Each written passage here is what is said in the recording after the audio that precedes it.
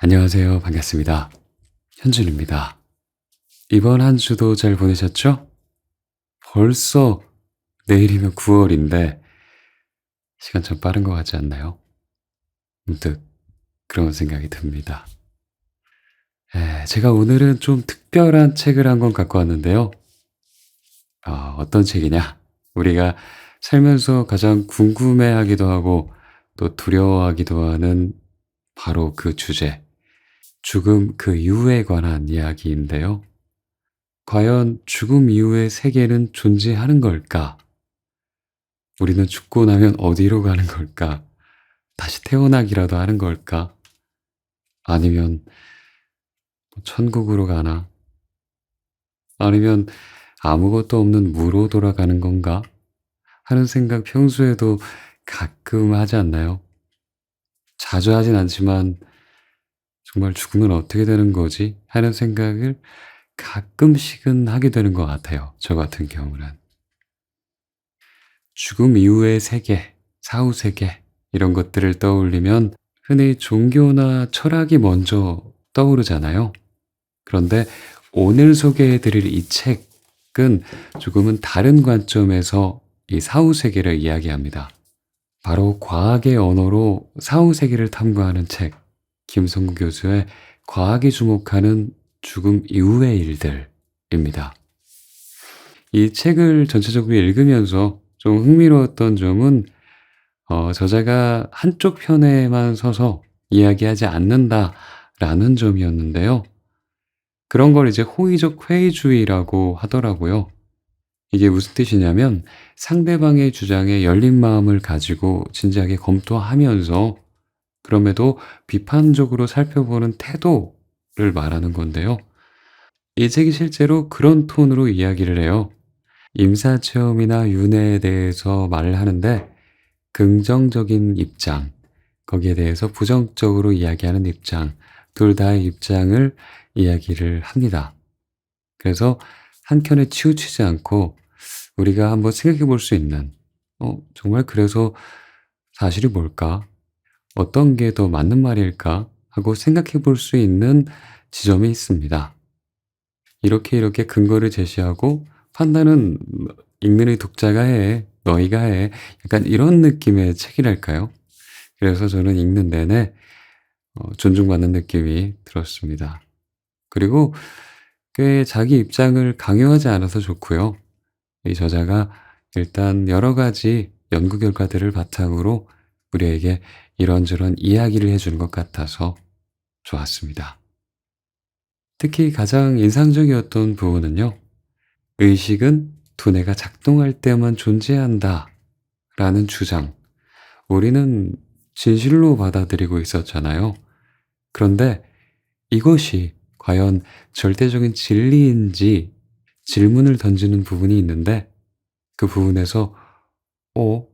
하고 갸웃하게 되더라고요. 아닐 수 있겠는데? 약간 그런 생각을 하게 되었달까요? 저는 그 부분이 참 좋았습니다.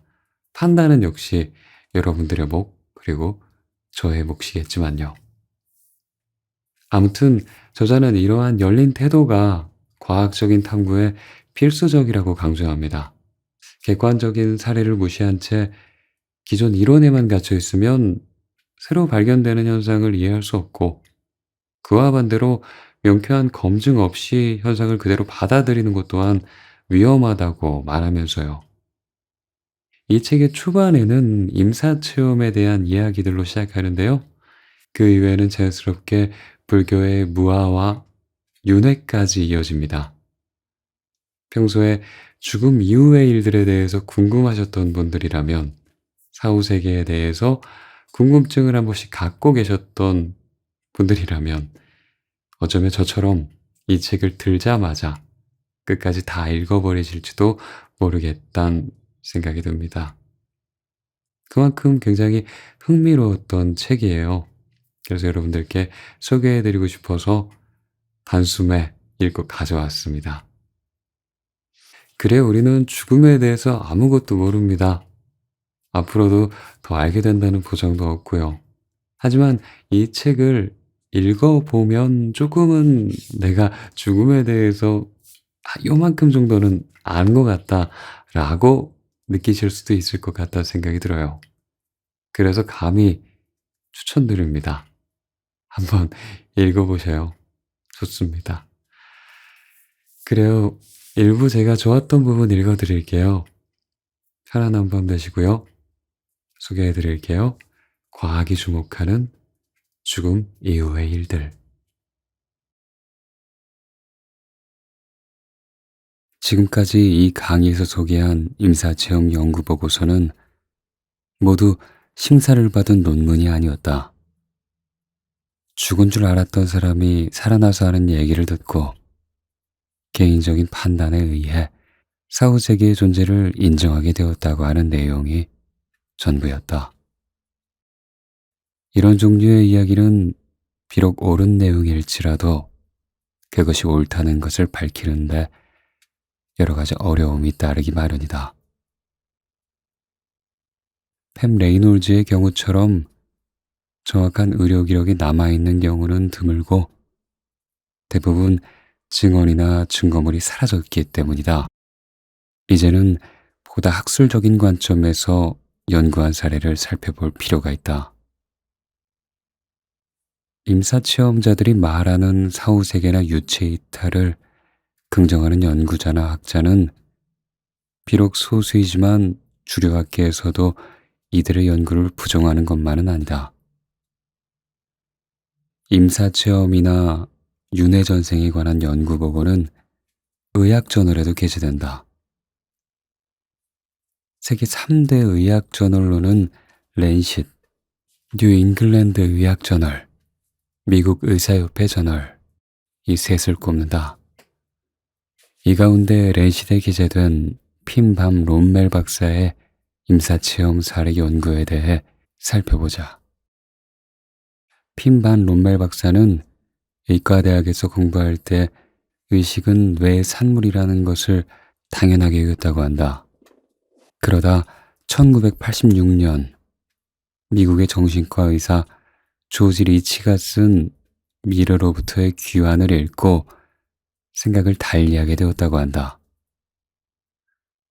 조지 리치는 의과대학생이었던 20살 때 양쪽 폐 염증으로 사망 선고를 받은 후 임사체험을 했다.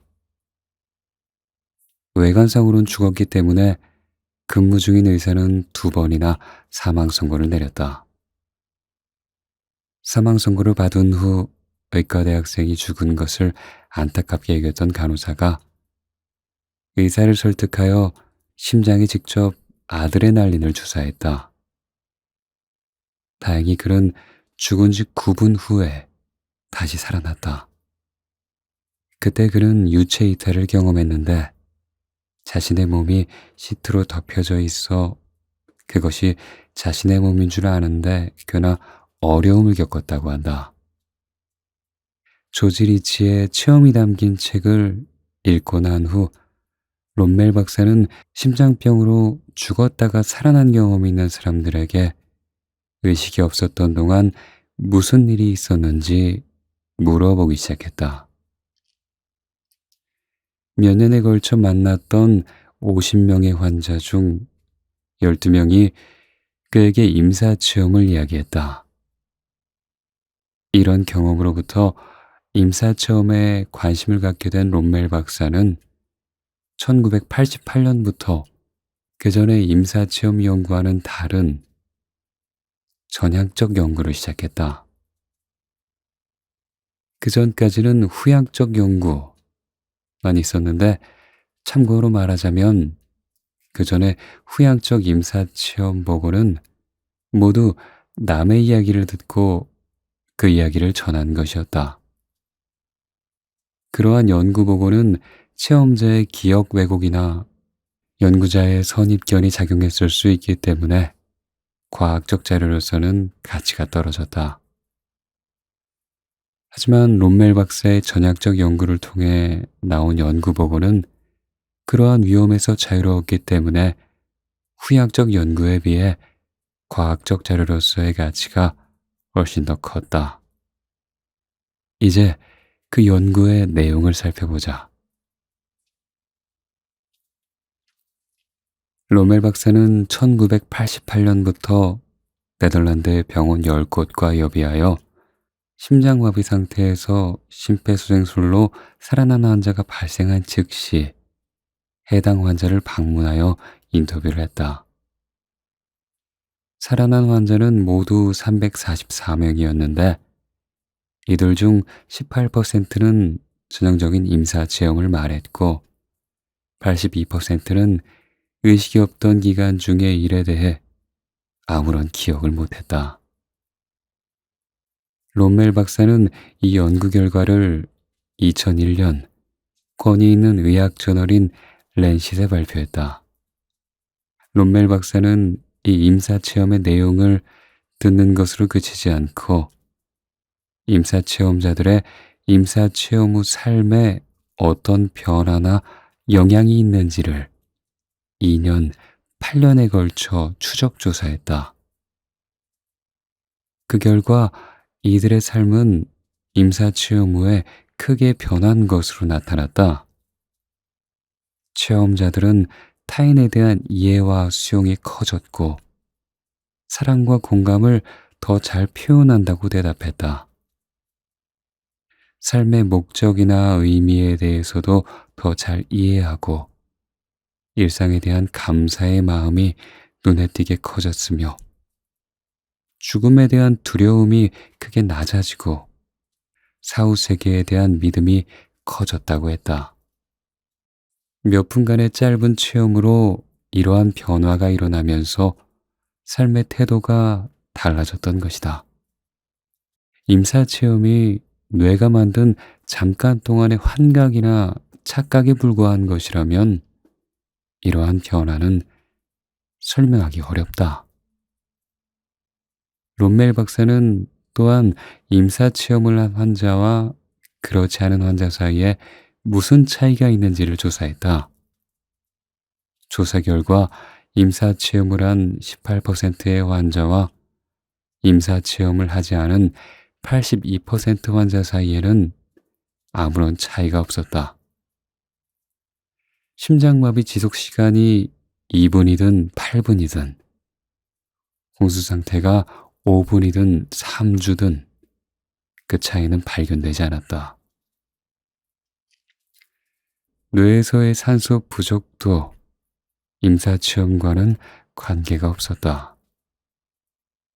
약물 사용이라 죽음에 대한 두려움, 종교도 관련이 없었다. 박사는 심장마비 지속 시간의 길이, 산소 부족 및 약물 사용이 임사 체험과 관계가 없다는 것을 주의 깊게 조사했다고 강조했다. 이건 주목할 만한 내용이다. 왜냐하면 임사 체험자들의 신기한 경험이 뇌의 산소 공급이 부족할 때나 특정한 약물을 사용할 때 일어날 수도 있다는 보고가 있기 때문이다. 롬멜 박사가 특히 인상적이라고 밝힌 경우는 44세 남자였다. 그는 농장에서 의식 없이 쓰러진 채로 발견되었다. 사람들이 흉부 압박을 시도했지만 적절한 심폐소생이 되지 않아 30분 후에 앰뷸런스에 실려 관상동맥 응급실로 옮겨졌다. 병원에 도착했을 때 그의 몸은 이미 차갑고 파랬다. 숨은 멎고 심장박동과 혈압이 없고 눈동자는 빛에 반응하지 않았다. 한마디로 희망이 없는 환자였다. 구급 요원들이 전기 충격기를 써봤지만 효과가 없었기에 간호사가 산소를 더 많이 투여하기 위해 관을 삽입했다. 이 작업을 하던 간호사는 환자의 틀니를 보고 그걸 빼내어 응급용 환자 키트에 넣어두었다. 환자의 혈압이 오르고 심장이 다시 뛰기 시작한 것은 이로부터 1시간 반 후의 일이었는데 그는 여전히 의식이 없었다. 그는 혼수 상태였고 관을 통하여 인공호흡을 했다. 그는 중환자실로 옮겨진 후 일주일 동안 인공호흡을 했고 그 일주일 동안 계속 혼수 상태에 있었다고 한다. 일주일간의 혼수 상태 후 의식을 찾은 그는 유체 이탈을 체험했다고 하면서 소생술을 받았던 병실과 그 안에 있던 사람들을 정확히 묘사했다. 더욱 놀라운 점은 그가 커튼 뒤의 일도 정확히 알고 있었고 무엇보다도 자신의 잃어버린 틀니가 응급환자용 카트에 서랍에 있었다는 것도 알고 있었다. 롬멜 박사는 자신의 연구를 포함하여 임사체험에 대한 다른 연구자들의 연구 결과를 바탕으로 인간의 의식이 비국소적으로 작용한다고 보았다.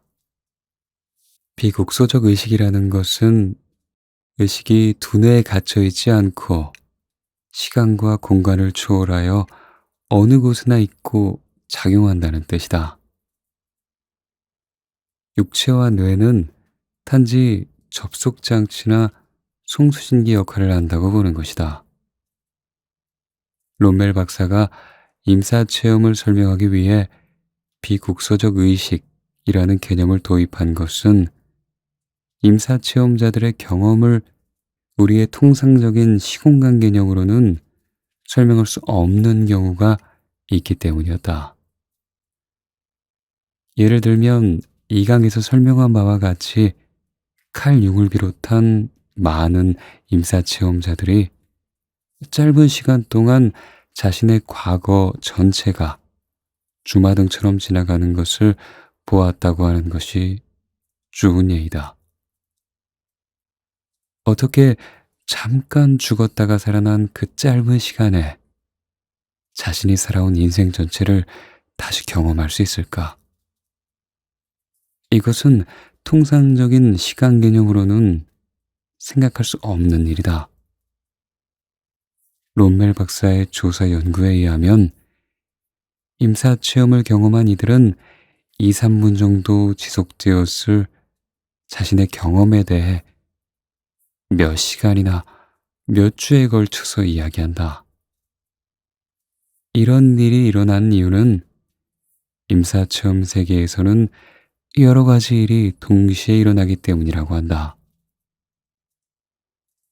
또 임사체험 도중에 미래의 사건을 마주하는 경우도 있다고 한다.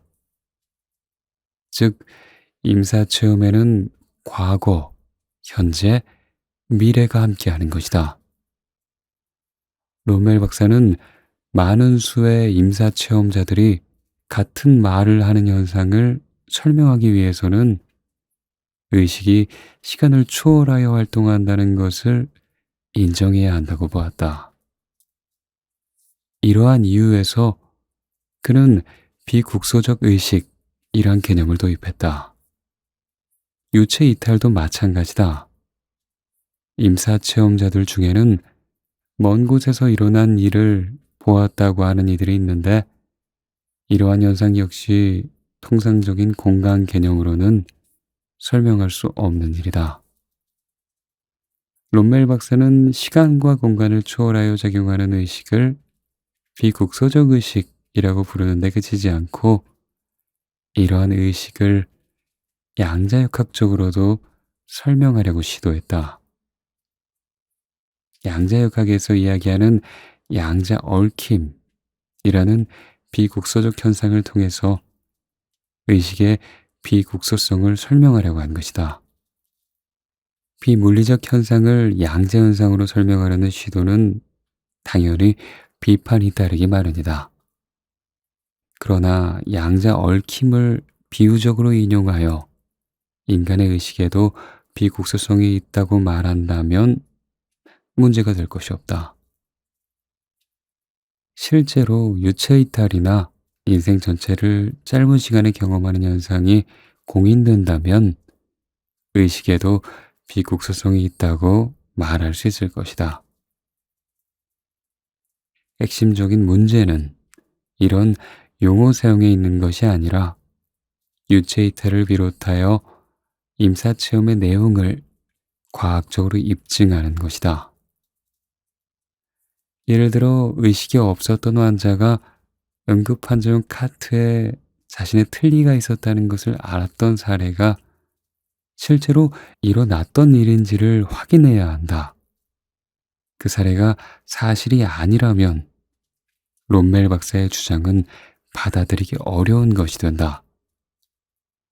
하지만 그 사례가 사실이라면 유체 이탈을 인정할 수밖에 없게 되며 과학이 할 일은 어떻게 그런 일이 일어날 수 있었는지를 설명하는 것이 된다. 롬멜 박사의 연구에 대한 비판. 롬멜 박사는 권위 있는 학술지에 자신의 임사체험 연구를 발표함으로써 이 주제에 대한 의학계의 관심을 환기시켰다는 점에서 중요한 역할을 했다. 하지만 그의 연구에 대한 전문가들의 의견은 정확히 둘로 나뉜다. 사후 세계의 존재를 인정하는 의사나 전문가들은 롬멜 박사의 연구를 높이 평가하고 임사체험 연구에 좋은 자료라고 생각한다. 반면 대부분의 전문가들은 그의 주장이 과학적인 접근에서 벗어나 있고 삶을 떠나 존재하는 의식 역시 사이비 과학의 범주에 속한다고 평한다. 더구나 비국소적 의식을 주장하고 그것을 설명하기 위해 양자역학을 끌어들인 것은 말도 안 된다는 평가를 듣기도 한다. 특히 의학적 사망의 정의에서 롬멜 박사가 잘못을 저질렀다는 평이 많다. 여러 비판적 의견을 종합하여 비판을 가하는 대표적 인물은 마이클 셔머다. 셔머의 책 천국의 발명에 나오는 내용을 간단히 요약하면 다음과 같다. 응급의 마크 크리슬립은 롬멜 박사와 동료들이 렌싯에 발표한 임사체험 연구를 분석했다. 이 연구에서 저자들은 임상적 사망을 이렇게 정의했다. 임상적 사망이란 부적절한 혈액순환이나 부적절한 호흡, 혹은 양쪽 모두에 의해 뇌로 공급되는 혈액이 부족할 때 생기는 무의식기관이다. 이 상황에서 심폐소생술을 5에서 10분 내로 하지 않으면 뇌의 비가역적인 손상이 일어나 환자는 죽는다. 하지만 크리슬립에 의하면 이런 환자들은 대부분 심폐소생술을 받았고 이러한 처치는 산소가 든 혈액을 뇌로 보낸다. 이것을 지적하면서 크리슬립은 이렇게 말한다. 렌싯에 실린 논문에 제시된 정의에 따르면 임상적 사망을 경험한 사람은 아무도 없습니다. 크리슬립은 이렇게 결론 내리면서 한마디 덧붙였다. 심장이 2분에서 10분 정도 멈추었다가 즉각적으로 소생했다고 해서 임상적으로 사망한 건 아닙니다. 그저 심장이 박동하지 않고 의식이 없을 수 있다는 의미죠.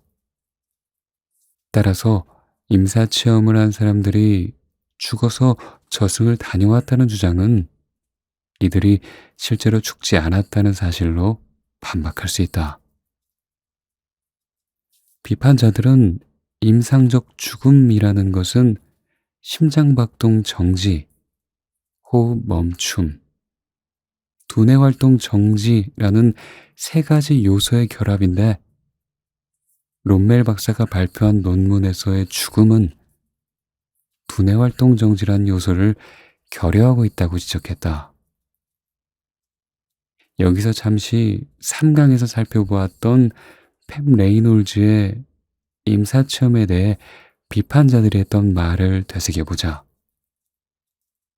팸은 저체온 심정지 상태에서 수술을 받았기 때문에 수술 당시 팸의 상태는 롬멜 박사를 비판하는 사람들이 제시하는 임상적 죽음의 조건을 만족시킨다. 이것은 팸의 수술에 대한 상세한 의학적 기록을 통해 입증할 수 있다. 그럼에도 불구하고 마취 제럴드 우얼리와 심리학자 크리스토퍼 프렌치는 팸이 마취 중 각성 상태에서 임사체험을 했으리라고 추측했다. 그만큼 정통 과학계에서는 사후 세계를 받아들일 수 없는 것이다. 팸의 수술에는 상세한 의학적 기록이 존재한다는 사실을 염두에 둔다면 우얼리와 프렌치 같은 사람들은 현대적 미신에 사로잡혀 파괴적 회의주의자의 입장에 서 있다고도 볼 수 있을 것이다. 물론 팸의 경우처럼 상세한 의학적 기록이 있는 경우가 흔치 않기 때문에 현재로서는 우얼리와 프렌치가 현대적 미신에 사로잡혔다고 속단할 수는 없다. 상세한 의학적 기록이 있는 임사체험 사례가 앞으로 더 많이 나와야 그들의 주장에 대한 정확한 판단을 할 수 있을 것이다. 다시 롬멜 박사로 돌아가자. 크리슬립은 롬멜 박사와 그의 동료들이 실신 및 회복 가능한 뇌 손상을 뇌 활동이 완전히 멈추는 임상적인 죽음과 혼동했다고 비판한다. 롬멜 박사를 비판하는 이들은 뇌로 들어가는 혈류의 부족으로 인한 의식 상실이 일어났을 때에도 두뇌의 일부 기능은 여전히 유지될 수 있다고 말한다. 따라서 의식을 상실한 사람이라 하더라도 여전히 유지되는 뇌의 일부 기능으로 인해 어떠한 환각을 경험할 수 있으며 이 경험을 사후 세계에 다녀온 것으로 착각할 수 있다고 말한다. 이런 비판자들의 이야기도 충분히 일리가 있지만 이번엔 롬멜 박사의 이야기를 들어보자. 비판에 대한 롬멜 박사의 생각. 신비적 세계관을 주로 다루는 덴마크의 잡지 코스모스의 기자가 롬멜 박사와 인터뷰한 기사를 보면 그의 생각이 잘 나타나 있다. 롬멜 박사는 많은 사람들이 약물 사용과 산소 부족으로 임사체험과 유사한 경험을 한다는 보고를 접하고 그것에 대해 면밀하게 검토했다.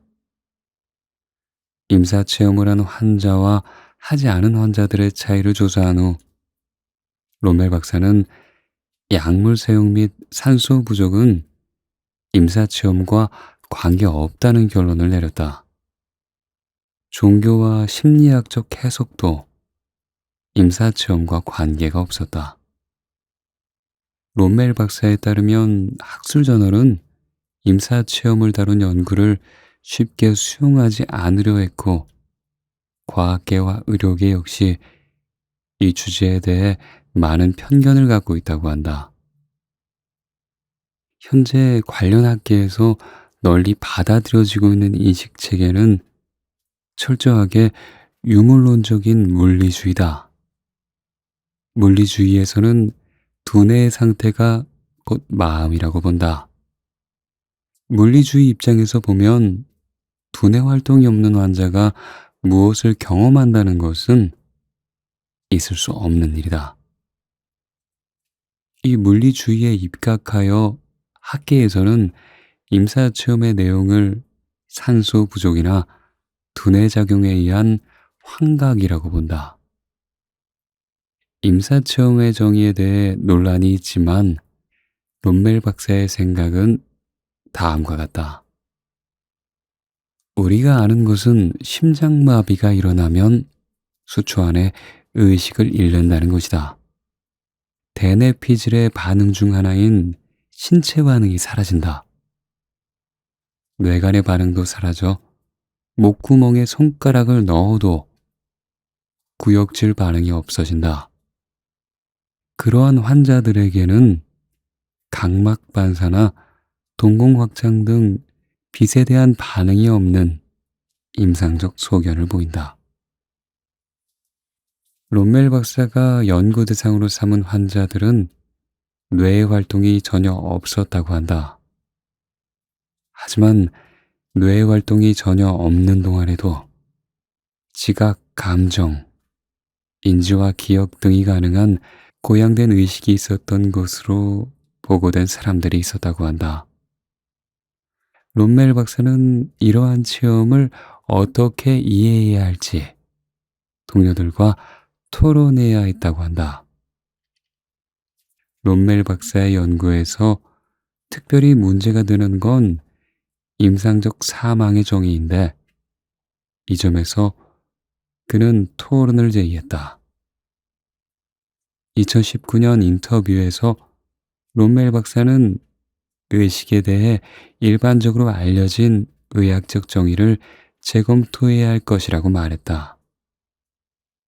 그가 검토한 모든 환자들은 두뇌가 기능하지 않는 동안에도 의식이 명료했고 감정과 인지 및 기억이 또렷했다는 것이다. 롬멜 박사는 자신이 생각하기에 의식은 두뇌에 국한된 것이 아니라고 말했다.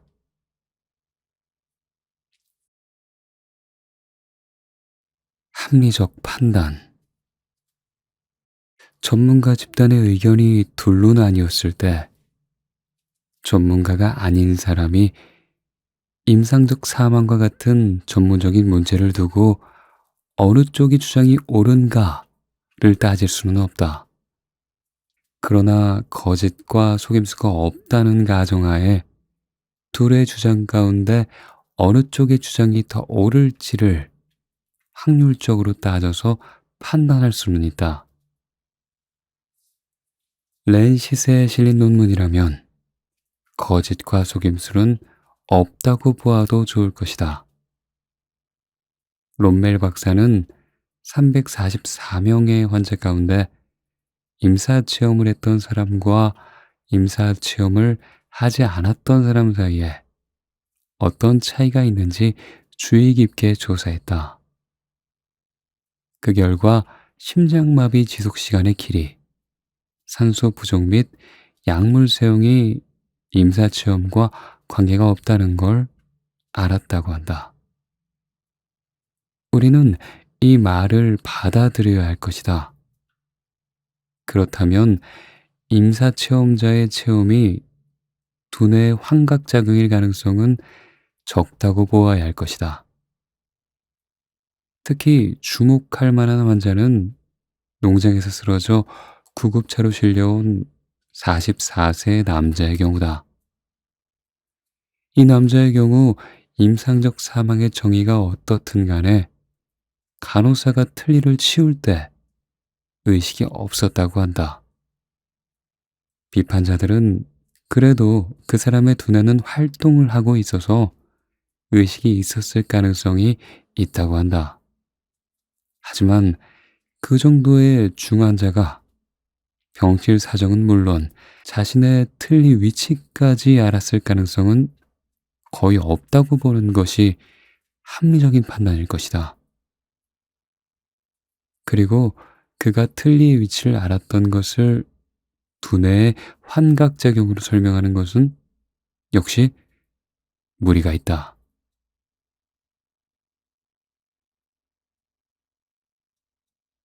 롬멜 박사가 말하는 비국소적 의식에 대해 생각해보자. 두뇌 상태 이퀄 마음이라는 믿음이 확고하다면 비국소적 의식은 생각조차 할 수 없는 개념이다. 그러나 이것은 소설 같은 이야기이기만 한 것도 아니고 롬멜 박사가 처음으로 제안한 개념도 아니다.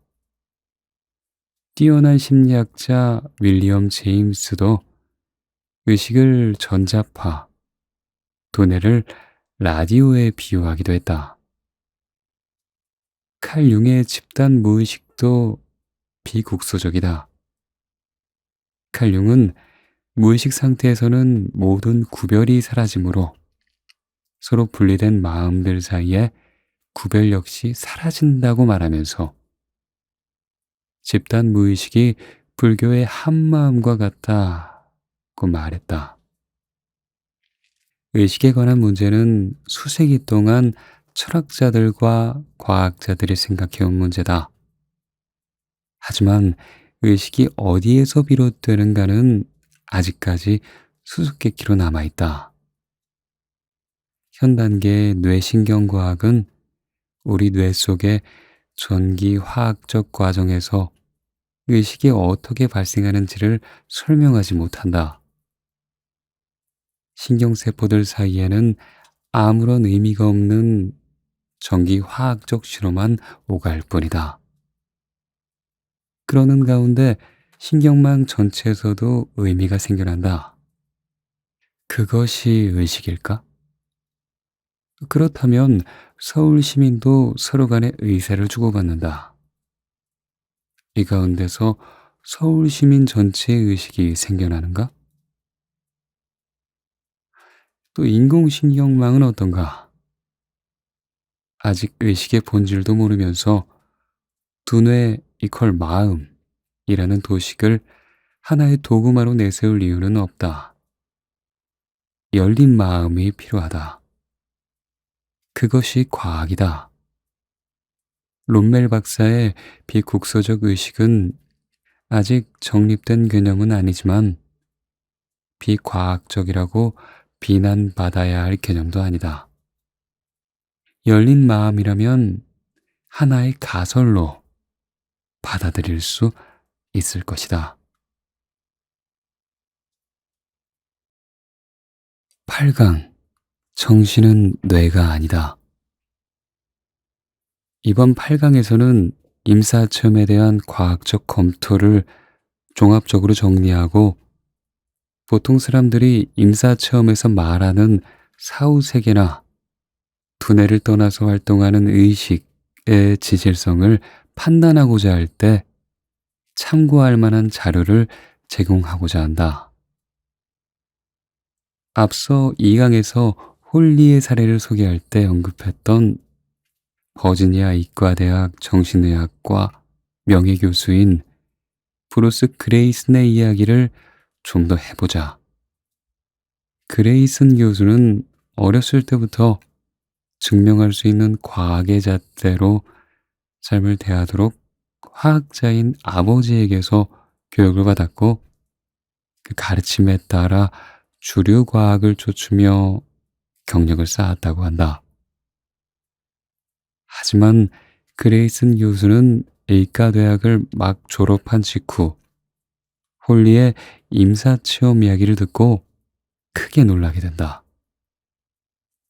그 후로 그레이슨 교수는 정신과 의사로서 정상적인 진료와 연구를 하면서도 임사체험 연구를 계속해서 해오고 있다.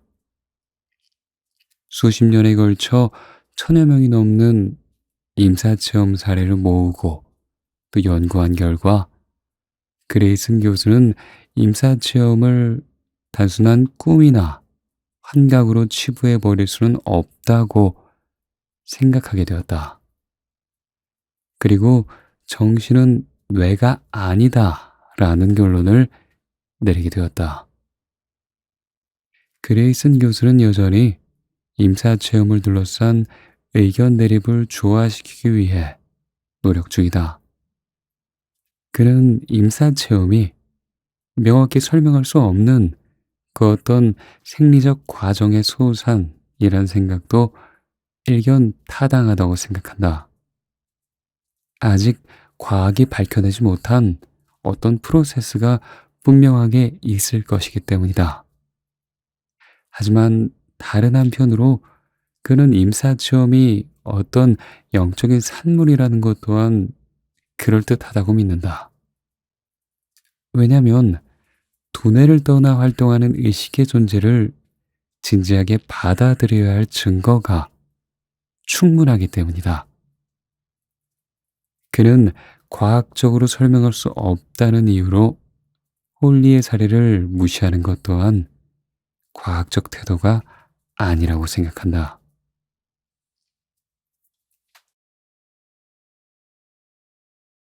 그레이슨이 정리한 임사체험의 특징. 임사체험자들이 말하는 임사체험의 특징은 10가지 내지 20가지로 정리할 수 있다. 그레이슨 교수는 과학적 관점에서 설명하기 힘든 몇 가지 특징을 다음과 같이 정리했다. 첫째, 시간을 초월한 경험을 하게 된다. 임사체험자들은 굉장히 빠른 속도로 생각한다. 이것은 뇌의 산소가 부족할 때 경험할 수 있는 증상이 아니다. 생각의 속도가 빨라진다는 것은 시간이 천천히 흐른다는 뜻이다. 심리학자 조 그린은 추락하는 순간에 대한 임사체험자들의 설명이 아인슈타인의 상대성 이론에 영향을 주었을지 모른다고 생각했다. 둘째, 인생을 되돌아보게 한다. 인생을 되돌아보는 건 사람들이 상실감, 죄책감, 갈등, 패배감을 극복하고 자신의 삶과 해온 일에 대해 의미를 찾는데 도움을 줄 수 있으며 앞으로의 행동을 바꾸는데도 도움을 줄 수 있다. 바바라라는 한 여성의 사례는 임사체험의 이러한 특징을 아주 잘 보여준다. 어렸을 때 어머니에게서 학대를 받았던 바바라는 32살에 척추수술을 받다가 임사체험을 했다. 임사체험을 하는 동안 그녀는 학대받던 어린 시절을 다시 경험했다. 또한 그녀는 아버지, 어머니, 오빠와 하나가 되는 경험도 했는데 이때 바바라는 그녀의 어머니가 어린 시절에 받았던 학대를 경험했다. 이 경험을 통해 바바라는 자신이 받았던 학대를 이해하고 받아들이게 됐으며 스스로의 삶을 변화시켜서 자신의 아이들에 대해서는 학대의 악순환을 반복하지 않게 되었다. 이런 치유 효과는 일반적인 정신과 치료로는 쉽게 얻을 수 없다. 셋째, 언어로 표현할 수 없는 체험을 하게 된다. 그레이슨 교수는 2년 6개월간 1600명에 가까운 심장병 환자들을 면담했다. 면담 결과 심장 박동이 완전히 멈췄던 경험이 있는 116명 가운데 10%가, 그리고 심장이 완전히 멈추지는 않았지만 심장마비나 다른 심각한 심장질환을 겪었던 환자 중 1%가 임사체험을 했다는 걸 알게 되었다. 임사체험을 경험했던 심장병 환자들은 온갖 문화적, 종교적 은유를 동원했음에도 그럼에도 불구하고 그들의 체험을 말로 표현하기 어려워했다고 한다. 네 번째로, 몸에서 분리되는 경험을 하게 된다. 그레이슨 교수가 만났던 임사체험자 중 한 사람이었던 트럭 운전사 엘 설리반은 어느 월요일 아침에 가슴에 통증을 느꼈다.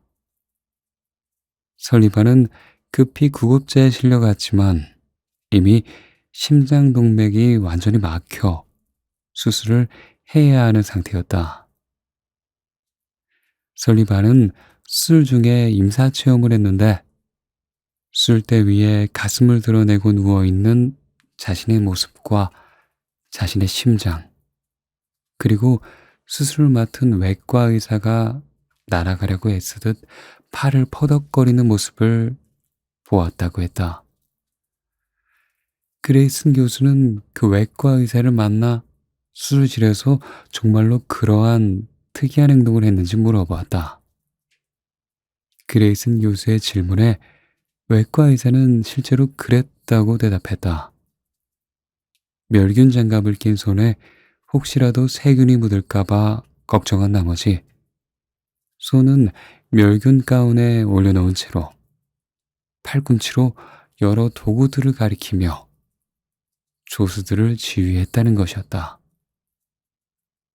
마이클 세이본 박사는 임사 체험자들이 예상 밖의 일들까지 아주 구체적이고 정확하게 묘사한다는 사실을 발견했다. 반면 심장박동이 멈췄다 되살아났지만 임사 체험을 하지 않은 환자들의 설명은 어딘가 모호하고 어긋나는 부분이 많았다. 중환자실 간호사 페니 사토리도 같은 말을 했다. 이것은 7강에서 소개한 상담학 교수 제니스 홀든 교수의 연구와도 일치하는 바이다. 홀든 교수의 연구는 반복해서 살펴보고 강조할 필요가 있다. 홀든 교수는 임사체험 중 유체 이탈을 경험한 사람들이 말한 내용에 대한 기록 93건을 검토했다. 이 가운데 92%가 완전히 정확한 내용이었고 6%는 조금 어긋난 내용이었으며 단 1%만 완전히 어긋난 내용이었다. 홀드는 이때 유체 이탈 시 경험한 내용이 세부 사항에서 1%만이라도 부정확했다면 그 사례를 부정확한 것으로 분류했다고 하는데 유체 이탈 경험자가 말한 내용 가운데 92%가 정확했다는 것은 대단히 높은 비율이라 볼 수 있을 것이다. 그레이슨 교수 역시 유체 이탈을 단순한 환각으로 치부하기에는 어렵다고 생각했다. 다만 그레이슨 교수는 통제된 실험에서도 유체 이탈이 확인될 수 있어야 한다고 생각했다.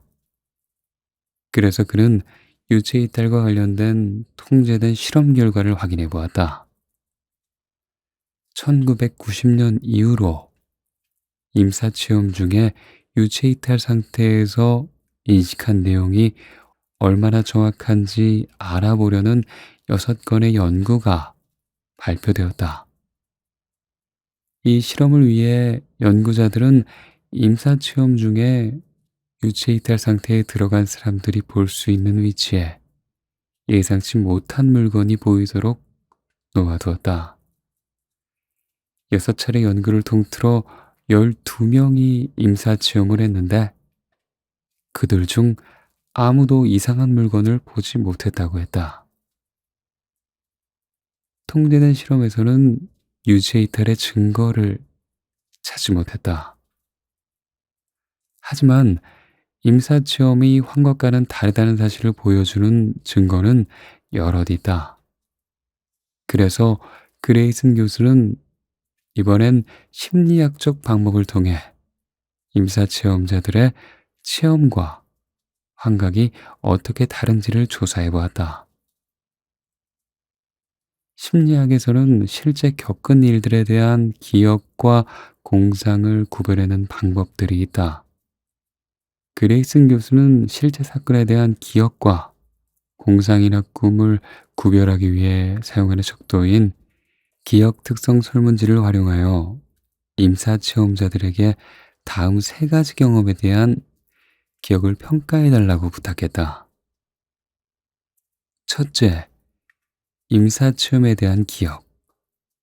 둘째, 같은 시기에 일어났던 또 다른 일에 대한 기억. 셋째, 같은 시기에 상상했던 기억. 조사 결과 임사 체험에 대한 기억이 상상했던 일에 대한 기억보다는 실제 사건에 대한 기억과 비슷했다. 실제 사건에 대한 기억이 상상했던 일에 대한 기억보다 현실적이었고 임사체험에 대한 기억이 실제 사건에 대한 기억보다 더 현실적이었다.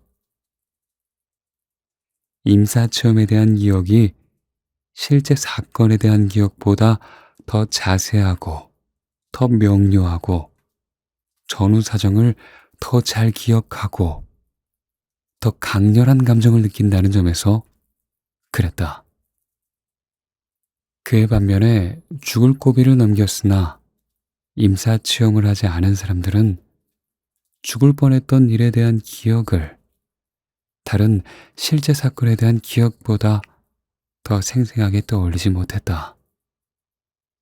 다른 조사팀도 비슷한 결과를 얻었다. 벨기에와 이탈리아의 다른 연구팀도 같은 결론을 내렸다.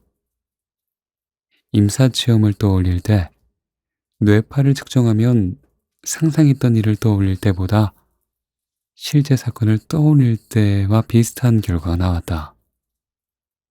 심리 테스트와 뇌파 측정에 의하면 임사체험은 환각과는 확연히 달랐다. 환각과 다를 뿐만 아니라 임사체험이 현실보다 오히려 더 현실적이었다. 이것은 6강의 내용과도 부합한다. 6강에서 살펴본 바와 같이 인위적으로 일으킨 유체이탈과 임사체험자들이 체험한 유체이탈을 비교해보면 인위적으로 일으킨 유체이탈에서는 그 경험이 비현실적이었고 환각도 나타났지만 임사체험자들이 체험한 유체이탈은 현실적이었고 현실보다 의식이 더 또렷했다. 다른 한편 발작을 일으키는 환자들도 유체이탈의 경험을 말하지만 그들의 유체이탈의 경험은 불쾌했다고 한다. 확실히 임사체험자들이 경험하는 유체이탈은 두뇌의 작용이 아니다.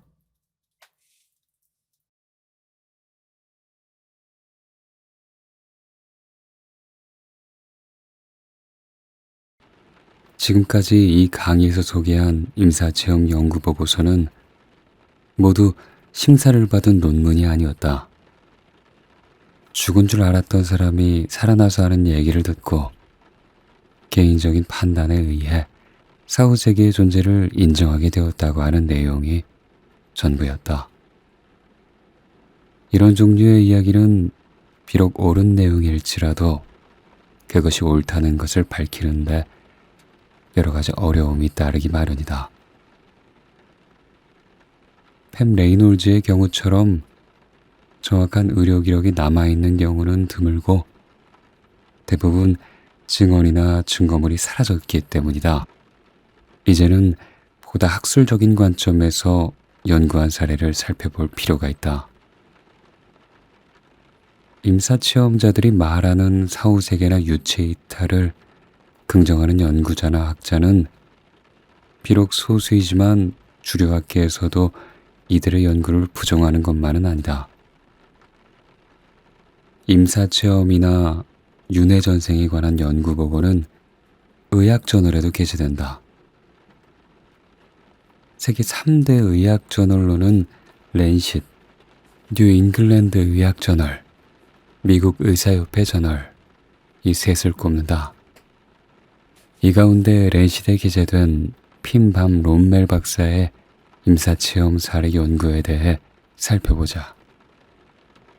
핀반 롬멜 박사는 의과대학에서 공부할 때 의식은 뇌의 산물이라는 것을 당연하게 여겼다고 한다.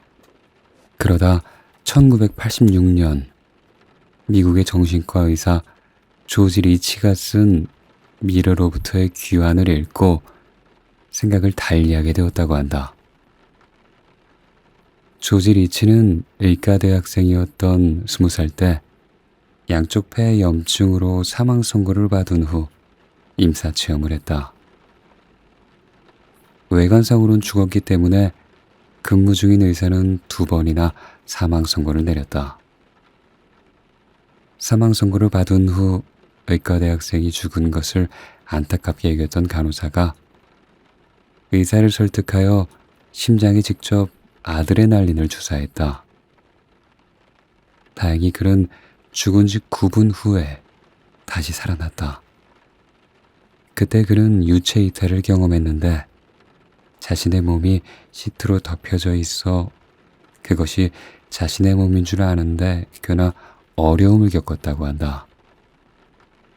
조지 리치의 체험이 담긴 책을 읽고 난 후 롬멜 박사는 심장병으로 죽었다가 살아난 경험이 있는 사람들에게 의식이 없었던 동안 무슨 일이 있었는지 물어보기 시작했다.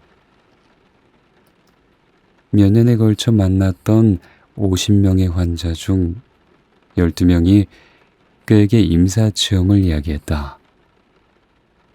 이런 경험으로부터 임사체험에 관심을 갖게 된 롬멜 박사는 1988년부터 그 전에 임사체험 연구와는 다른 전향적 연구를 시작했다.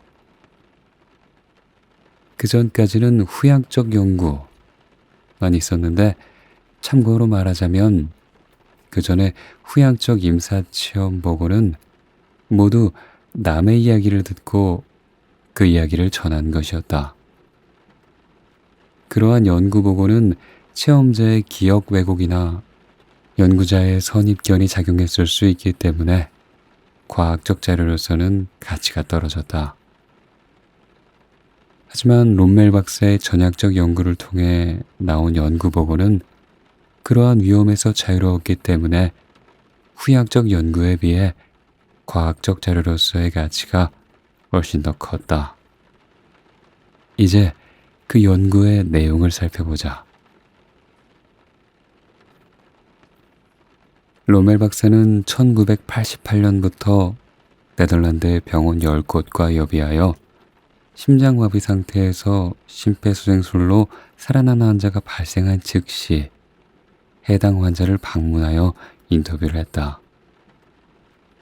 살아난 환자는 모두 344명이었는데 이들 중 18%는 전형적인 임사체험을 말했고 82%는 의식이 없던 기간 중의 일에 대해 아무런 기억을 못했다. 롬멜 박사는 이 연구 결과를 2001년 권위 있는 의학 저널인 랜싯에 발표했다.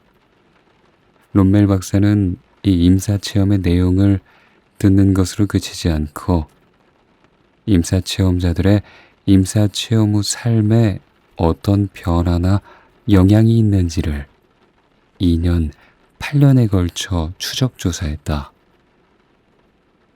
그 결과 이들의 삶은 임사체험 후에 크게 변한 것으로 나타났다.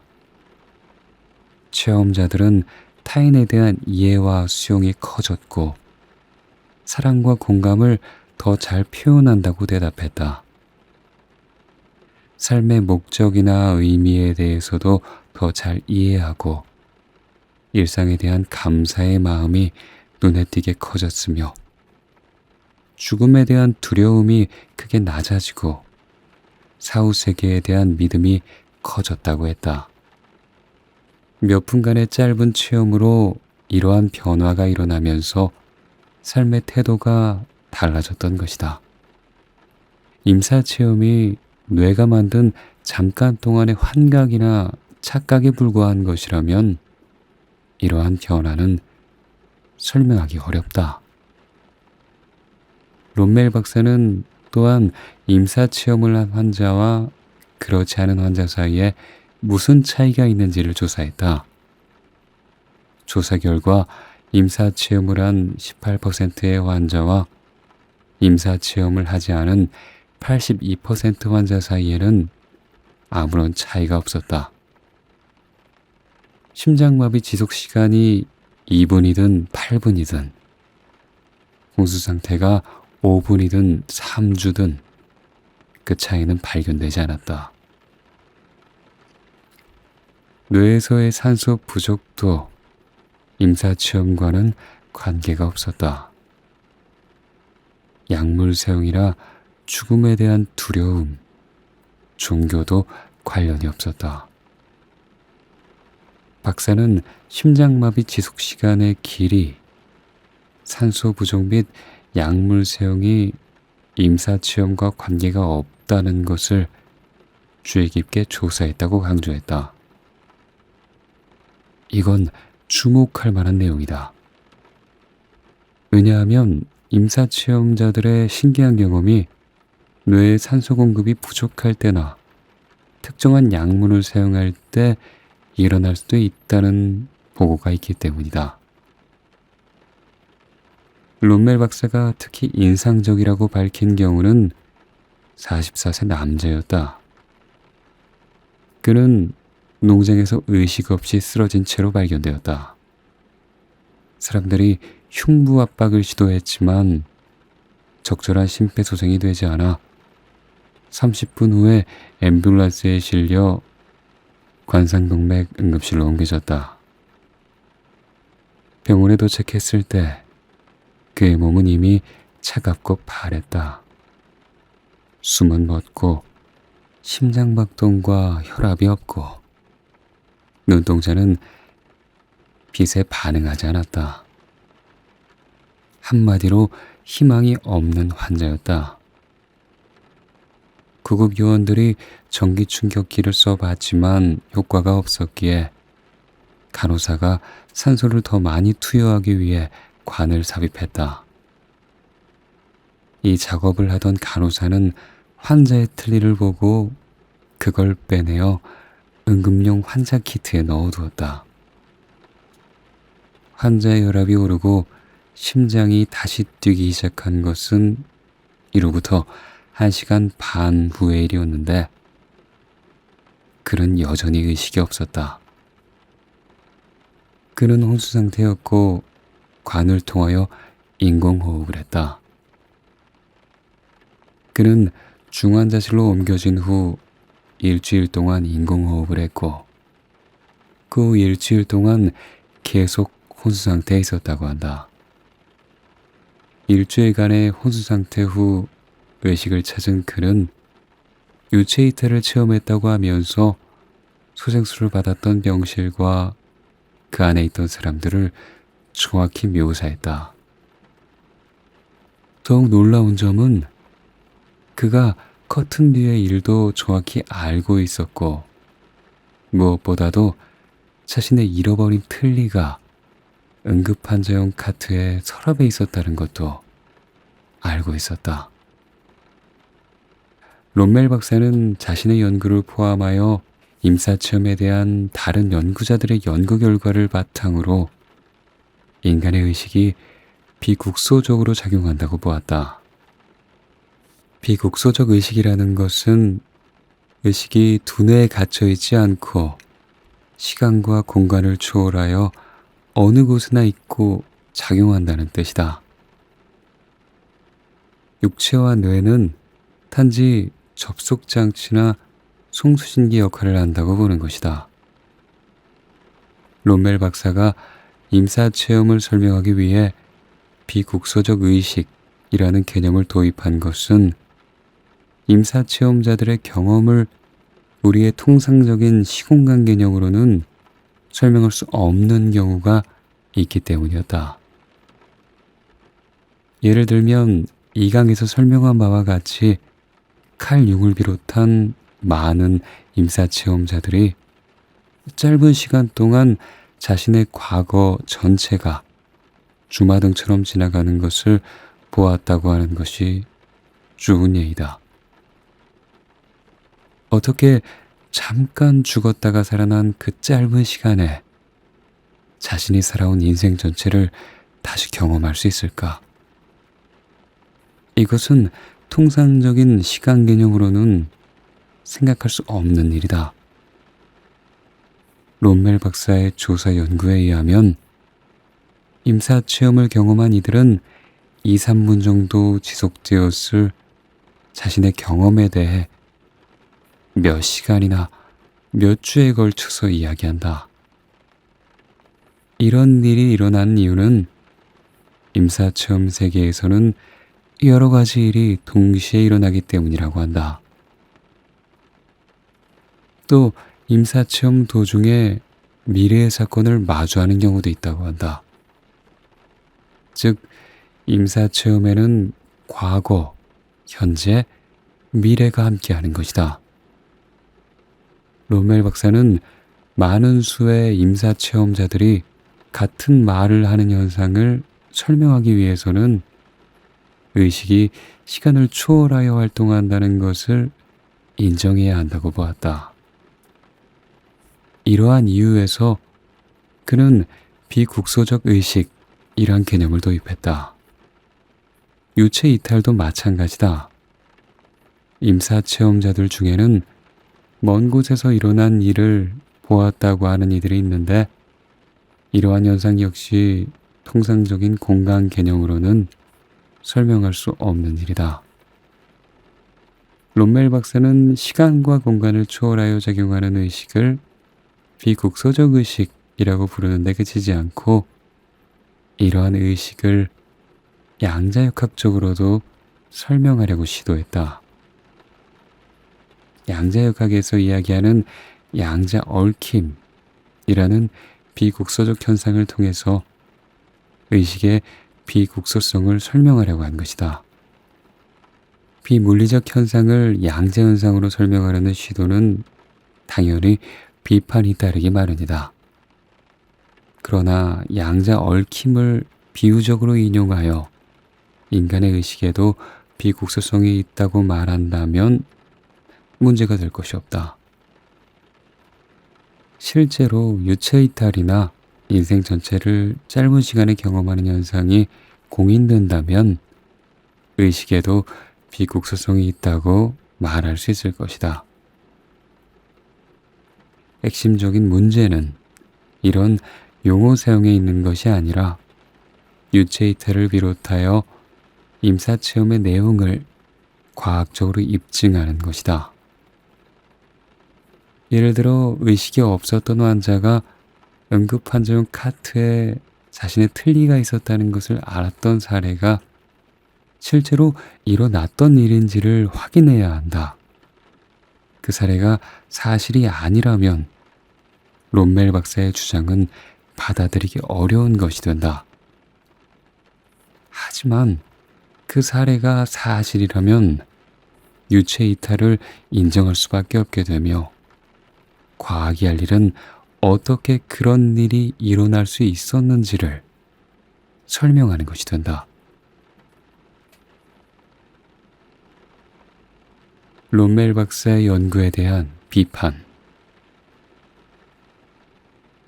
롬멜 박사는 권위 있는 학술지에 자신의 임사체험 연구를 발표함으로써 이 주제에 대한 의학계의 관심을 환기시켰다는 점에서 중요한 역할을 했다.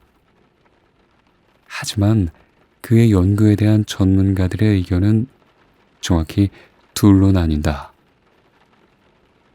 사후세계의 존재를 인정하는 의사나 전문가들은 롬멜 박사의 연구를 높이 평가하고 임사체험 연구에 좋은 자료라고 생각한다.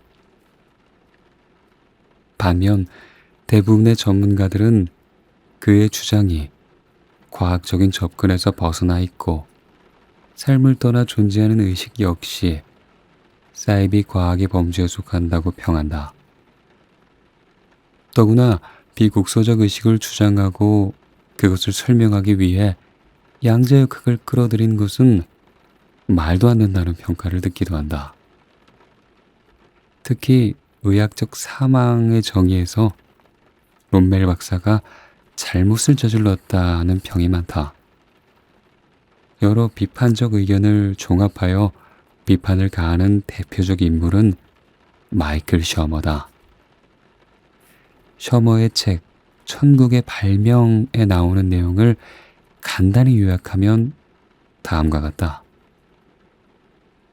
응급의 마크 크리슬립은 롬멜 박사와 동료들이 레짓에 발표한 임사체험 연구를 분석했다.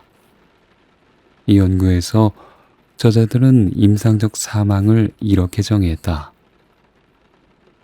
임상적 사망이란 부적절한 혈액순환이나 부적절한 호흡, 혹은 양쪽 모두에 의해 뇌로 공급되는 혈액이 부족할 때 생기는 무의식기관이다. 이 상황에서 심폐소생술을 5에서 10분 내로 하지 않으면 뇌의 비가역적인 손상이 일어나 환자는 죽는다. 하지만 크리슬립에 의하면 이런 환자들은 대부분 심폐소생술을 받았고 이러한 처치는 산소가 든 혈액을 뇌로 보낸다. 이것을 지적하면서 크리슬립은 이렇게 말한다. 렛싯에 실린 논문에 제시된 정의에 따르면 임상적 사망을 경험한 사람은 아무도 없습니다. 크리슬립은 이렇게 결론 내리면서 한마디 덧붙였다. 심장이 2분에서 10분 정도 멈추었다가 즉각적으로 소생했다고 해서 임상적으로 사망한 건 아닙니다. 그저 심장이 박동하지 않고 의식이 없을 수 있다는 의미죠. 따라서 임사체험을 한 사람들이 죽어서 저승을 다녀왔다는 주장은 이들이 실제로 죽지 않았다는 사실로 반박할 수 있다. 비판자들은 임상적 죽음이라는 것은 심장박동 정지, 호흡 멈춤, 두뇌 활동 정지라는 세 가지 요소의 결합인데 롬멜 박사가 발표한 논문에서의 죽음은 두뇌 활동 정지란 요소를 결여하고 있다고 지적했다. 여기서 잠시 3강에서 살펴보았던 팹 레이놀즈의 임사체험에 대해 비판자들이 했던 말을 되새겨보자. 팹은 저체온 심정지 상태에서 수술을 받았기 때문에 수술 당시 팹의 상태는 롬멜 박사를 비판하는 사람들이 제시하는 임상적 죽음의 조건을 만족시킨다. 이것은 팹의 수술에 대한 상세한 의학적 기록을 통해 입증할 수 있다. 그럼에도 불구하고 마취 제럴드 우얼리와 심리학자 크리스토퍼 프렌치는 팹이 마취 중 각성 상태에서 임사체험을 했으리라고 추측했다. 그만큼 정통 과학계에서는 사후 세계를 받아들일 수 없는 것이다.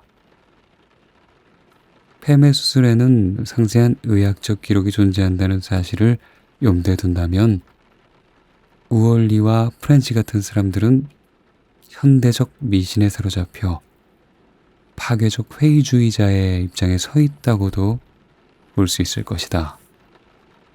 물론 팹의 경우처럼 상세한 의학적 기록이 있는 경우가 흔치 않기 때문에 현재로서는 우얼리와 프렌치가 현대적 미신에 사로잡혔다고 속단할 수는 없다. 상세한 의학적 기록이 있는 임사체험 사례가 앞으로 더 많이 나와야 그들의 주장에 대한 정확한 판단을 할 수 있을 것이다. 다시 롬멜 박사로 돌아가자. 크리슬립은 롬멜 박사와 그의 동료들이 실신 및 회복 가능한 뇌손상을 뇌 활동이 완전히 멈추는 임상적인 죽음과 혼동했다고 비판한다. 롬멜 박사를 비판하는 이들은 뇌로 들어가는 혈류의 부족으로 인한 의식상실이 일어났을 때에도 두뇌의 일부 기능은 여전히 유지될 수 있다고 말한다.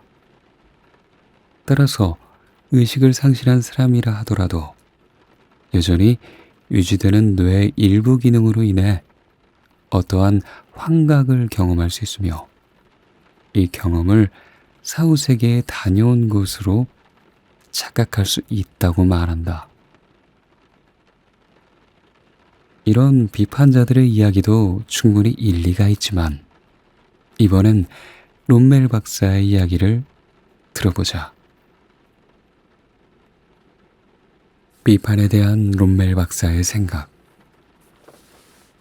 신비적 세계관을 주로 다루는 덴마크의 잡지 코스모스의 기자가 롬멜 박사와 인터뷰한 기사를 보면 그의 생각이 잘 나타나 있다. 롬멜 박사는 많은 사람들이 약물 사용과 산소 부족으로 임사체험과 유사한 경험을 한다는 보고를 접하고 그것에 대해 면밀하게 검토했다. 임사체험을 한 환자와 하지 않은 환자들의 차이를 조사한 후 롬멜 박사는 약물 사용 및 산소 부족은 임사체험과 관계없다는 결론을 내렸다. 종교와 심리학적 해석도 임사체험과 관계가 없었다. 롬멜 박사에 따르면 학술저널은 임사체험을 다룬 연구를 쉽게 수용하지 않으려 했고 과학계와 의료계 역시 이 주제에 대해 많은 편견을 갖고 있다고 한다. 현재 관련 학계에서 널리 받아들여지고 있는 인식체계는 철저하게 유물론적인 물리주의다. 물리주의에서는 두뇌의 상태가 곧 마음이라고 본다. 물리주의 입장에서 보면 두뇌 활동이 없는 환자가 무엇을 경험한다는 것은 있을 수 없는 일이다. 이 물리주의에 입각하여 학계에서는 임사체험의 내용을 산소 부족이나 두뇌 작용에 의한 환각이라고 본다. 임사체험의 정의에 대해 논란이 있지만 롬멜 박사의 생각은 다음과 같다. 우리가 아는 것은 심장마비가 일어나면 수초 안에 의식을 잃는다는 것이다. 대뇌피질의 반응 중 하나인 신체 반응이 사라진다. 뇌간의 반응도 사라져 목구멍에 손가락을 넣어도 구역질 반응이 없어진다. 그러한 환자들에게는 각막 반사나 동공 확장 등 빛에 대한 반응이 없는 임상적 소견을 보인다. 롬멜 박사가 연구 대상으로 삼은 환자들은 뇌의 활동이 전혀 없었다고 한다. 하지만 뇌의 활동이 전혀 없는 동안에도 지각, 감정, 인지와 기억 등이 가능한 고양된 의식이 있었던 것으로 보고된 사람들이 있었다고 한다. 롬멜 박사는 이러한 체험을 어떻게 이해해야 할지 동료들과 토론해야 했다고 한다. 롬멜 박사의 연구에서 특별히 문제가 되는 건 임상적 사망의 정의인데 이 점에서 그는 토론을 제기했다. 2019년 인터뷰에서 롬멜 박사는 의식에 대해 일반적으로 알려진 의학적 정의를 재검토해야 할 것이라고 말했다. 그가 검토한 모든 환자들은 두뇌가 기능하지 않는 동안에도 의식이 명료했고 감정과 인지 및 기억이 또렷했다는 것이다. 롬멜 박사는 자신이 생각하기에 의식은 두뇌에 국한된 것이 아니라고 말했다.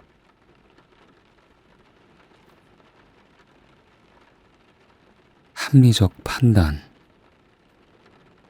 전문가 집단의 의견이 둘로 나뉘었을 때 전문가가 아닌 사람이 임상적 사망과 같은 전문적인 문제를 두고 어느 쪽이 주장이 옳은가를 따질 수는 없다. 그러나 거짓과 속임수가 없다는 가정하에 둘의 주장 가운데 어느 쪽의 주장이 더 옳을지를 확률적으로 따져서 판단할 수는 있다. 렌시스에 실린 논문이라면 거짓과 속임수는 없다고 보아도 좋을 것이다. 롬멜 박사는 344명의 환자 가운데 임사체험을 했던 사람과 임사체험을 하지 않았던 사람 사이에 어떤 차이가 있는지 주의 깊게 조사했다. 그 결과 심장마비 지속시간의 길이, 산소 부족 및 약물 사용이 임사체험과 관계가 없다는 걸 알았다고 한다. 우리는 이 말을 받아들여야 할 것이다. 그렇다면 임사체험자의 체험이 두뇌의 환각작용일 가능성은 적다고 보아야 할 것이다. 특히 주목할 만한 환자는 농장에서 쓰러져 구급차로 실려온 44세 남자의 경우다. 이 남자의 경우 임상적 사망의 정의가 어떻든 간에 간호사가 틀니를 치울 때 의식이 없었다고 한다. 비판자들은 그래도 그 사람의 두뇌는 활동을 하고 있어서 의식이 있었을 가능성이 있다고 한다. 하지만 그 정도의 중환자가 병실 사정은 물론 자신의 틀니 위치까지 알았을 가능성은 거의 없다고 보는 것이 합리적인 판단일 것이다. 그리고 그가 틀니의 위치를 알았던 것을 두뇌의 환각작용으로 설명하는 것은 역시 무리가 있다.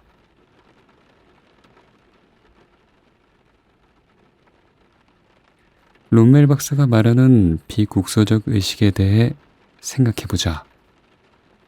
두뇌 상태 이퀄 마음이라는 믿음이 확고하다면 비국소적 의식은 생각조차 할 수 없는 개념이다. 그러나 이것은 소설 같은 이야기이기만 한 것도 아니고 롬멜 박사가 처음으로 제안한 개념도 아니다. 뛰어난 심리학자 윌리엄 제임스도 의식을 전자파, 두뇌를 라디오에 비유하기도 했다. 칼 융의 집단 무의식도 비국소적이다. 칼 융은 무의식 상태에서는 모든 구별이 사라지므로 서로 분리된 마음들 사이에 구별 역시 사라진다고 말하면서 집단 무의식이 불교의 한마음과 같다고 말했다. 의식에 관한 문제는 수세기 동안 철학자들과 과학자들이 생각해온 문제다.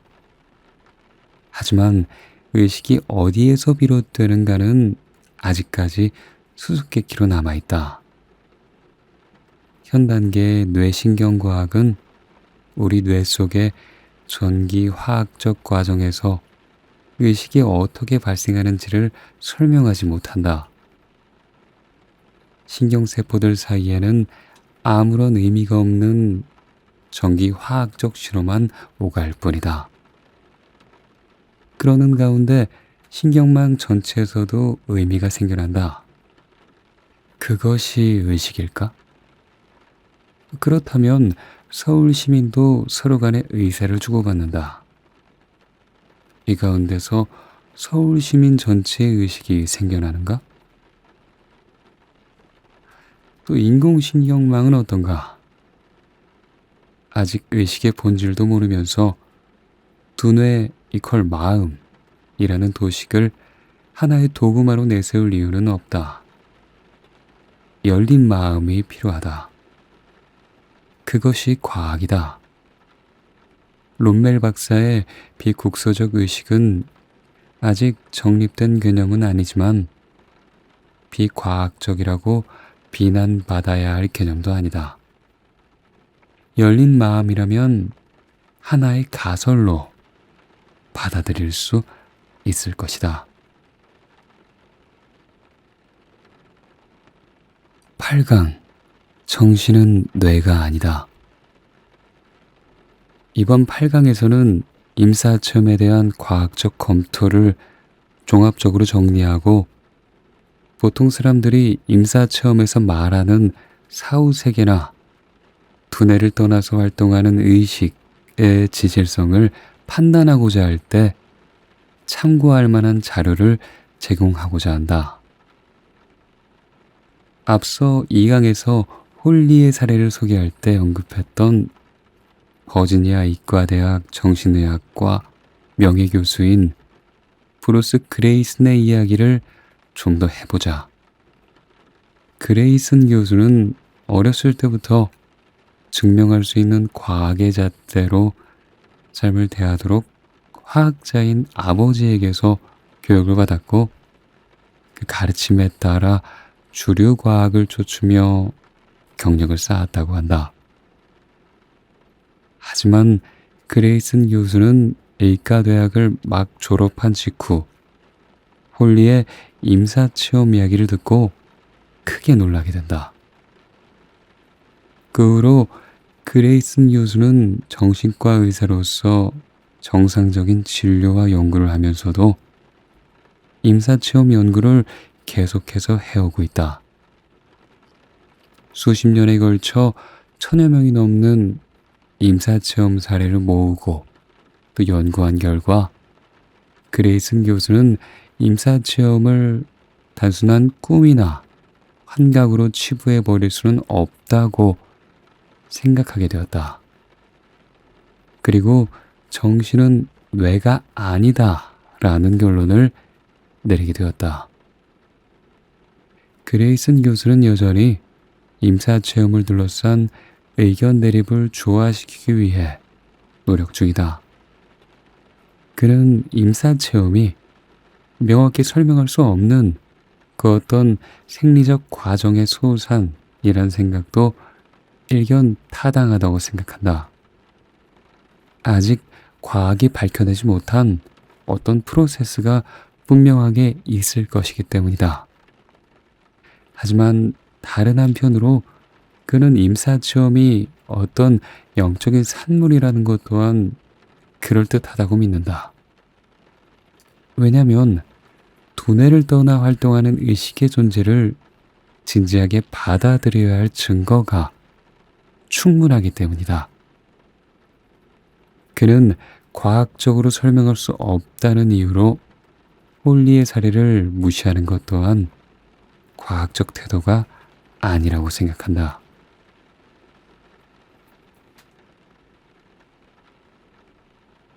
그레이슨이 정리한 임사체험의 특징. 임사체험자들이 말하는 임사체험의 특징은 10가지 내지 20가지로 정리할 수 있다. 그레이슨 교수는 과학적 관점에서 설명하기 힘든 몇 가지 특징을 다음과 같이 정리했다. 첫째, 시간을 초월한 경험을 하게 된다. 임사체험자들은 굉장히 빠른 속도로 생각한다. 이것은 뇌의 산소가 부족할 때 경험할 수 있는 증상이 아니다. 생각의 속도가 빨라진다는 것은 시간이 천천히 흐른다는 뜻이다.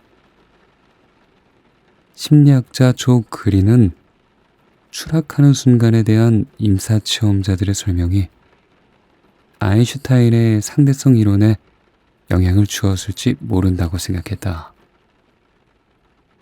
둘째, 인생을 되돌아보게 한다. 인생을 되돌아보는 건 사람들이 상실감, 죄책감, 갈등, 패배감을 극복하고 자신의 삶과 해온 일에 대해 의미를 찾는데 도움을 줄 수 있으며 앞으로의 행동을 바꾸는 데도 도움을 줄 수 있다. 바바라라는 한 여성의 사례는 임사체험의 이러한 특징을 아주 잘 보여준다. 어렸을 때 어머니에게서 학대를 받았던 바바라는 32살에 척추수술을 받다가 임사체험을 했다. 임사체험을 하는 동안 그녀는 학대받던 어린 시절을 다시 경험했다. 또한 그녀는 아버지, 어머니, 오빠와 하나가 되는 경험도 했는데, 이때 바바라는 그녀의 어머니가 어린 시절에 받았던 학대를 경험했다. 이 경험을 통해 바바라는 자신이 받았던 학대를 이해하고 받아들이게 됐으며 스스로의 삶을 변화시켜서 자신의 아이들에 대해서는 학대의 악순환을 반복하지 않게 되었다. 이런 치유 효과는 일반적인 정신과 치료로는 쉽게 얻을 수 없다. 셋째, 언어로 표현할 수 없는 체험을 하게 된다. 그레이슨 교수는 2년 6개월간 1600명에 가까운 심장병 환자들을 면담했다. 면담 결과 심장 박동이 완전히 멈췄던 경험이 있는 116명 가운데 10%가, 그리고 심장이 완전히 멈추지는 않았지만 심장마비나 다른 심각한 심장질환을 겪었던 환자 중 1%가 임사체험을 했다는 걸 알게 되었다. 임사체험을 경험했던 심장병 환자들은 온갖 문화적, 종교적 은유를 동원했음에도 그럼에도 불구하고 그들의 체험을 말로 표현하기 어려워했다고 한다. 네 번째로, 몸에서 분리되는 경험을 하게 된다. 그레이슨 교수가 만났던 임사체험자 중 한 사람이었던 트럭 운전사 엘 설리반은 어느 월요일 아침에 가슴에 통증을 느꼈다. 설리반은 급히 구급차에 실려갔지만 이미 심장동맥이 완전히 막혀 수술을 해야 하는 상태였다. 설리반은 수술 중에 임사체험을 했는데 수술대 위에 가슴을 드러내고 누워있는 자신의 모습과 자신의 심장, 그리고 수술을 맡은 외과 의사가 날아가려고 애쓰듯 팔을 퍼덕거리는 모습을 보았다고 했다. 그레이슨 교수는 그 외과 의사를 만나 수술실에서 정말로 그러한 특이한 행동을 했는지 물어보았다. 그레이슨 교수의 질문에 외과 의사는 실제로 그랬다고 대답했다. 멸균 장갑을 낀 손에 혹시라도 세균이 묻을까봐 걱정한 나머지 손은 멸균 가운에 올려놓은 채로 팔꿈치로 여러 도구들을 가리키며 조수들을 지휘했다는 것이었다. 마이클 세이본 박사는 임사체험자들이 예상 밖의 일들까지 아주 구체적이고 정확하게 묘사한다는 사실을 발견했다. 반면 심장박동이 멈췄다 되살아났지만 임사체험을 하지 않은 환자들의 설명은 어딘가 모호하고 어긋나는 부분이 많았다. 중환자실 간호사 페니 사토리도 같은 말을 했다. 이것은 7강에서 소개한 상담학 교수 제니스 홀든 교수의 연구와도 일치하는 바이다. 홀든 교수의 연구는 반복해서 살펴보고 강조할 필요가 있다. 홀든 교수는 임사체험 중 유체이탈을 경험한 사람들이 말한 내용에 대한 기록 93건을 검토했다. 이 가운데 92%가 완전히 정확한 내용이었고 6%는 조금 어긋난 내용이었으며 단 1%만 완전히 어긋난 내용이었다.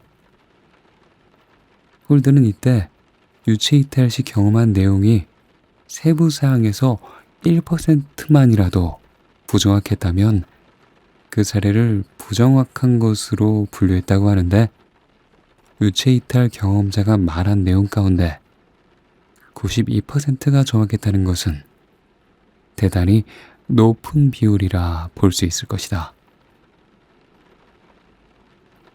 그레이슨 교수 역시 유체이탈을 단순한 환각으로 치부하기에는 어렵다고 생각했다.